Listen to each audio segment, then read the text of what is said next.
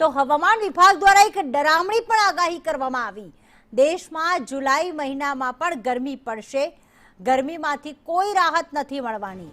ઘણા વિસ્તારોમાં ઓછો વરસાદ પડશે અને તાપમાન સામાન્ય કરતાં વધુ રહેશે। ઉત્તર ભારતમાં ભીષણ લૂ ફૂંકાવાની આગાહી હવામાન વિભાગ દ્વારા કરવામાં આવી છે। સામાન્યતઃ જુલાઈ માસમાં દેશના દરેક ખૂણે વરસાદ અને ઠંડક પ્રસરી જતી હોય છે, પરંતુ આ ડરામણી આગાહી કહી શકાય।